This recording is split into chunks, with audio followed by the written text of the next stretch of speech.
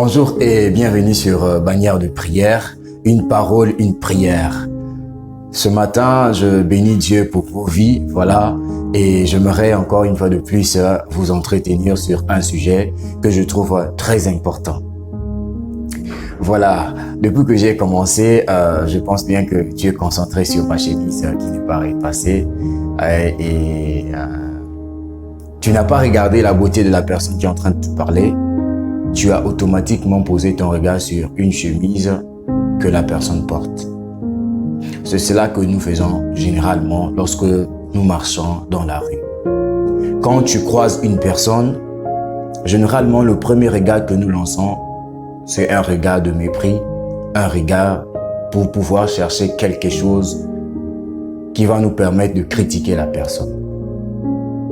Alors, aujourd'hui, j'aimerais t'emmener à comprendre quelque chose qui va pouvoir bouleverser ta vie, qui va pouvoir t'emmener à changer ta manière de faire, ta manière de voir.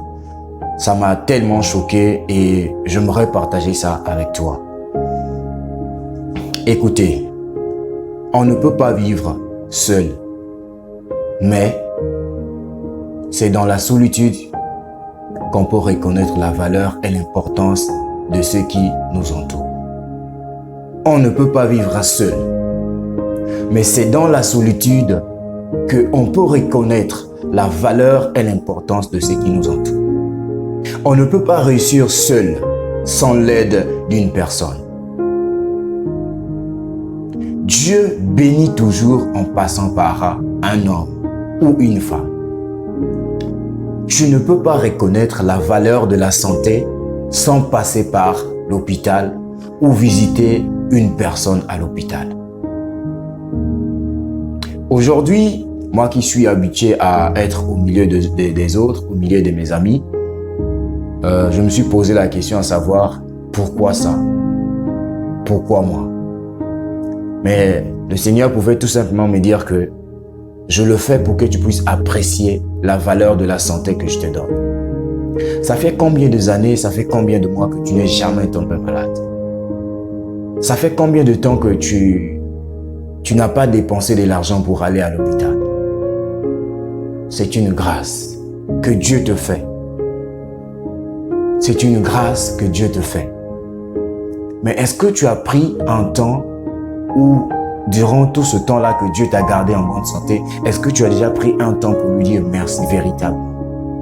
Tu ne peux pas apprécier la liberté à sa juste valeur sans être passé par la prison. J'aimerais que tu comprennes que la liberté que tu as aujourd'hui, Dieu travaille ou contribue beaucoup pour cette liberté.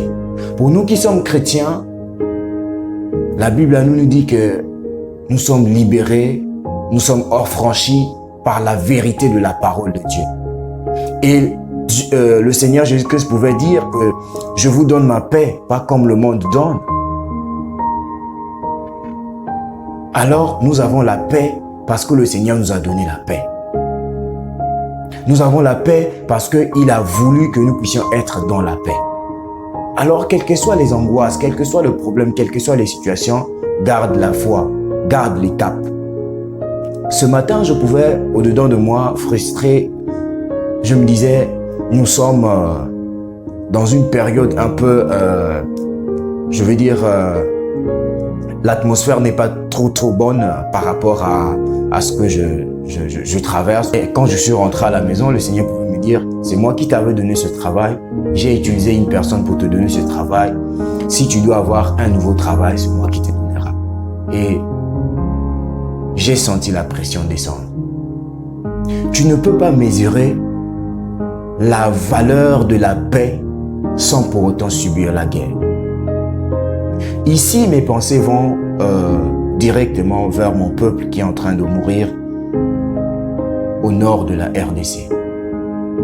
Je bénis Dieu pour tous ces hommes qui sont en train de se battre pour changer cette situation. Que Dieu vous bénisse, que Dieu vous soutienne. Ce peuple a commencé à souffrir il y a longtemps. Jusqu'aujourd'hui, il continue. Pourquoi?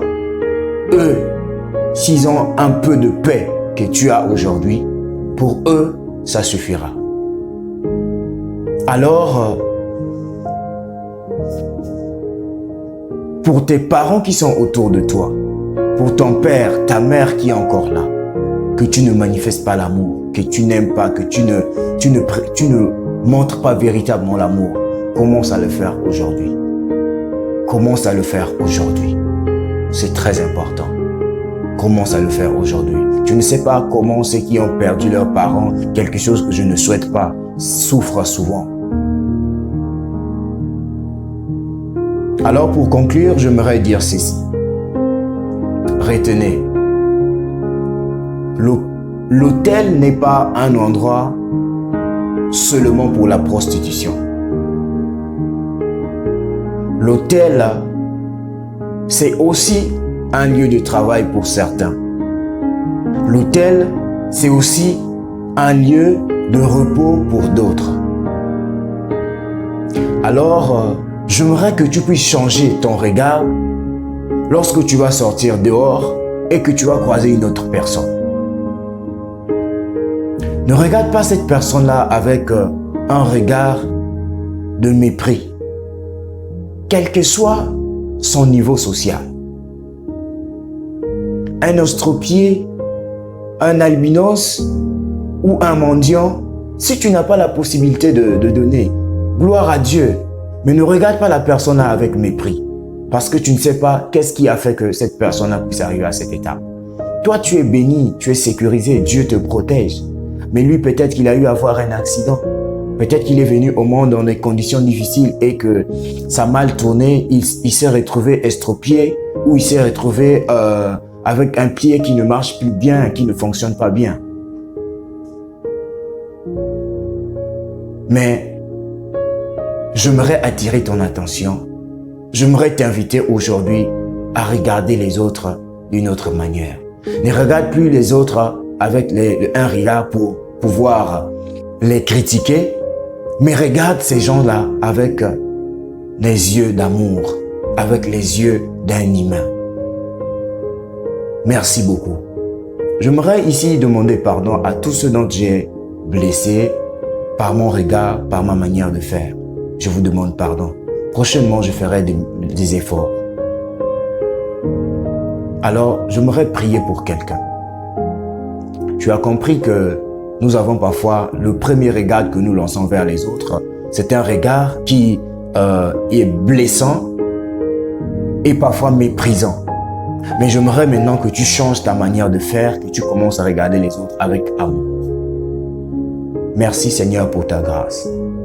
Béni sois-tu éternel mon Dieu, mon roi, pour le cœur que tu changes, pour la vie de quelqu'un que tu fais rentrer dans une autre dimension, Père, afin que nous ne puissions plus regarder nos frères et sœurs, éternel mon Dieu, mon roi, avec un regard mépris, mais que nous puissions regarder nos frères et sœurs, Père, avec amour.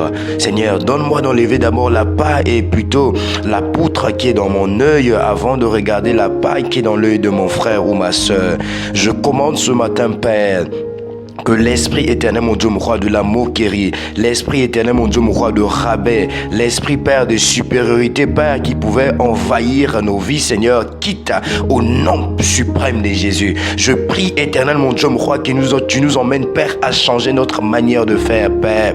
Nous voulons quitter l'ignorance, Père, pour pouvoir aimer nos frères et sœurs avec ferveur, Seigneur. Merci, Jésus, Père. Tu pouvais dire le commandement, Seigneur, qui est semblable à celui-là d'aimer Dieu de tout son cœur et de toute son âme, Père, c'est d'aimer son frère et sa sœur. Alors aujourd'hui, je prie, éternel mon Dieu, mon roi, que nous puissions, Père, aller évacuer, Père, éternel mon Dieu, mon roi, cette recommandation-là, Père, d'aimer nos frères et sœurs avec amour. Alors reçois la gloire, toi qui es au-dessus de tout, Père.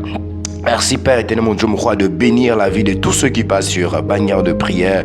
Au nom puissant de Jésus, j'ai ainsi déclaré ces paroles. Amen. Alors merci beaucoup, c'était votre frère, le frère Servet sur bannière de prière. Nous disons une parole, une prière, bannière de prière, s'éveiller dans la prière.